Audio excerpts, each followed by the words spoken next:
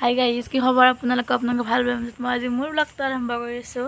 আপোনালোকৰ খবৰ কেনে মোক কমেণ্ট কৰি জনাবচোন। আজি মই ঘৰৰ পৰা ব্লগটো আৰম্ভ কৰিছোঁ। আপোনালোকে এটা বস্তু দেখুৱাওঁ, কি বস্তু ক'বচোন। আপোনালোকে চিনি পাই নে নাপায় মোক জনাব কমেণ্ট কৰি দেই। আপোনালোকে এইটো কি বস্তু চিনি পায় নে? কিছুমানে বাৰু ভাজোও খায়, কিন্তু কি বস্তু জনাবচোন। নামটো বাৰু মই নকওঁ, কিন্তু বহুতে চিনি পায়, ভাজিও খায়, কিন্তু আমি নাখাওঁ। ভাইটিয়ে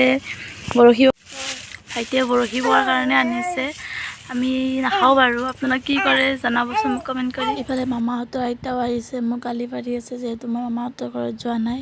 বেছি দূৰ নহয়, আমাৰ পৰা অলপ দূৰ হয়, সেইবাবে কৈ আছে মাহঁতৰ ঘৰত আহিছোঁ, আমাৰ ঘৰত যোৱা নাই। মোক মাতিব আহিছে আইতাই আৰু কলিজা আৰু ভাইটিয়ে এফালে মাটি লাৰি আছে।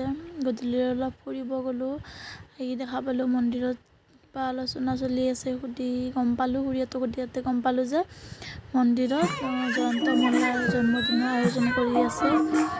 তাতে অলপ ৰখিলোঁ কলিজাৰ লগত, ৰখি আমাৰ নাম পাৰ্টি ল'লে, মানে গাঁৱৰ আয়তীসকলে নাম ধৰাত লাগিল। এয়া আপোনালোকে নামত শুনকচোন।